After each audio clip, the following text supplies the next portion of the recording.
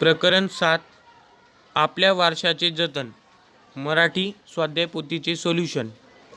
विभाग ए. प्रश्न पहिला, योग्य जोड्या लावा.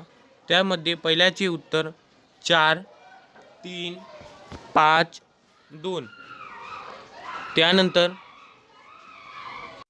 दुसऱ्याचे उत्तर 3, 5, 1, 2. प्रश्न दुसरा, खालील विधान खरे आहेत किंवा खोटे ते लिहा. पहिल्याचे उत्तर खरे, त्यानंतर खोटे, नंतर खरे, खोटे, खरे, खोटे, खोटे, खोटे, खरे. प्रश्न 3, खालील प्रश्नांची संक्षिप्तमध्ये उत्तरे लिहा. त्यामध्ये पहिल्याचे उत्तर वारसा, दुसऱ्याचे उत्तर पर्यटन उद्योग, तिसऱ्याचे उत्तर पर्यटन मार्गदर्शकाचा, त्यानंतर पुरातत्व खात्याचा, वायू प्रदूषण, सातारगंज भारतीय संग्रहालय, भोपाळमध्ये बिनसांप्रदायिक भारतवर्ष. प्रश्न 4, खालील प्रश्नांची योग्य विकल्प निवडून रिकाम्या जागा भरा.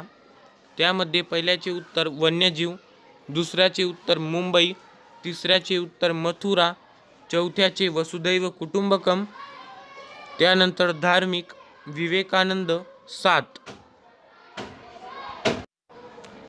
प्रश्न 5, खालील प्रश्नांची योग्य विकल्प निवडून उत्तरे लिहा. त्यामध्ये पहिल्याचे उत्तर आपला वारसा, त्यानंतर पुरातत्व खात्याने, त्यानंतर तिसऱ्यामध्ये जोड्या लावा. या प्रश्नाचे उत्तर ए आहे, ज्यामध्ये हेमचंद्राचार्य ग्रंथालय, सी पाटण भारतीय संग्रहालय, डी कोलकाता छत्रपती शिवाजी महाराज वस्तू संग्रहालय, ए मुंबई राष्ट्रीय मानव संग्रहालय, बी भोपाळ. चौथ्याचे उत्तर वायू प्रदूषण, पाचव्याचे ऋग्वेद, सहाव्याचे इसवी सन 1883 मध्ये, सी. सातव्याचे उत्तर बी स्वामी विवेकानंद. विभाग बी.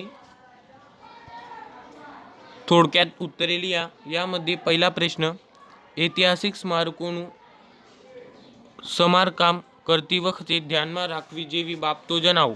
उत्तर, ऐतिहासिक स्मारकांचे दुरुस्ती काम करताना लक्षात ठेवण्यासारखी बाबती कोणत्याही ऐतिहासिक स्मारकाच्या दुरुस्ती काम करताना त्याचे मूळ स्वरूप, आकार, कृती, रंग वगैरे सारख्या असेल तसे टिकवून राहिले पाहिजे. स्मारकांचे दुरुस्ती काम करण्यासाठी केंद्र सरकार आणि राज्य सरकार निष्णातांची सल्ला घेऊन वैज्ञानिक आयोजन केले पाहिजे. प्रश्न दुसरा, આપના વારસાને લોકો કઈ કઈ રીતે નુકસાન પહોંચાડે છે. उत्तर, आपल्या वारसाला लोक खालील दर्शविलेल्याप्रमाणे नुकसान पोचवितात.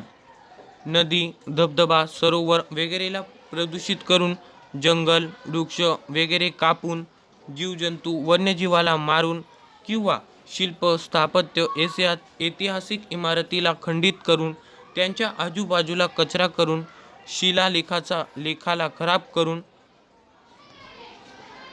प्रश्न तिसरा, मुंबई પ્રાકૃતિક ઇતિહાસ સમિતિની રચના ક્યારે થઈ હતી? તે શું કાર્ય કરે છે? उत्तर, मुंबई प्राकृतिक इतिहास समिती इसवी सन 1883 मध्ये स्थापन झाली होती.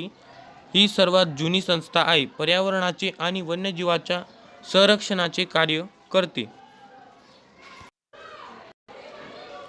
प्रश्न चौथा, भारतीय पुरातत्व सर्वेक्षणનું શું કાર્ય કરે છે? भारतीय पुरातत्व सर्वेक्षण नावाचे सरकारी विभाग स्वतःच्या देखरेख खाली अंदाजे 5000 पेक्षा स्मारक आणि स्थळांचे जतनासाठी कार्य करत असते. प्रश्न 5, स्वामी विवेकानंदे विश्वधर्म परिषदમાં धर्म विषय શું કહ્યું હતું?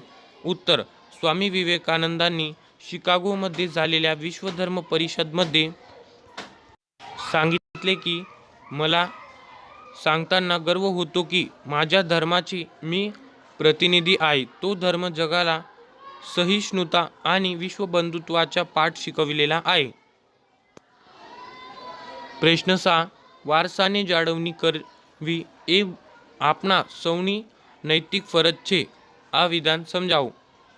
भारताच्या भव्य भूतकालीन वारशाच्या टिकविण्यासाठी आपण शाळा, कॉलेज, शिक्षक वर्गखंडात भारताच्या भव्य वारशांचा परिचय देतात. विद्यार्थ्यांनी पण अज्ञात स्मारकाचे स्थळे, पुरातत्व वेत्यांना ओळखून त्यांची संभाळ आणि रक्षणात्मक मदत करतील. वारशाची यादी तयार करून जगात चोखस राहणे. स्मारक नष्ट होऊ नयेत, त्याची तोडफोड होऊ नये याची काळजी घेणे. प्रश्न 7. આપણા પુરાતત્વીય વારસાને સુરક્ષિત રાખવા માટે આપણી સંસદને અને ભારતીય સરકારને શું કર્યું છે? उत्तर. पुरातत्वीय वारशाला सुरक्षित ठेवण्यास संसदेने इसवी सन 1958 मध्ये प्राचीन स्मारक, पुरातत्वीय स्थळ आणि अवशेषांना लागणारा कायदा पसार केला. त्यानुसार प्राचीन कलाकृती, धार्मिक स्थळे, ऐतिहासिक स्मारक, पुरातत्वाचे स्थळ आणि अवशेष वगैरेंचे जतन करण्याचे सुचविले आहे. पुरातत्व विभागाच्या कायद्यानुसार कोणत्याही खाजगी व्यक्ती, संस्था किंवा एजन्सी भारतात सरकारची पूर्व मंजुरीशिवाय कोणत्याही ठिकाणावर आहे किंवा काम करू शकत नाही. प्रश्न 8. ભારતીય નિધિ વ્યાપાર કાનૂન 1876 માં કયો નિયમ બનાવવામાં આવ્યો છે? उत्तर.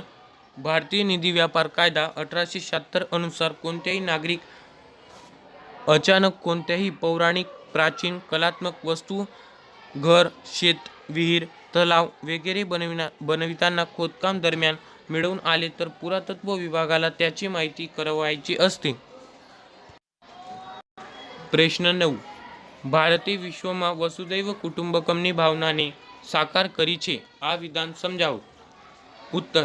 भारताने वसुदैव कुटुंबकमच्या भावनेला जगात साकार केलेली आहे. सर्व विश्व एक विशाल कुटुंब आहे. ही भावना भारतात प्राचीन काळापासून प्रचलित आहे. आम्हाला चारही दिशांकडून चांगला आणि शुभ विचार प्राप्त व्हावा. मित्रांनो, व्हिडिओ आवडला असेल तर लाईक, शेअर आणि सबस्क्राईब नक्की करा. व्हिडिओ पाहिल्याबद्दल खूप खूप धन्यवाद.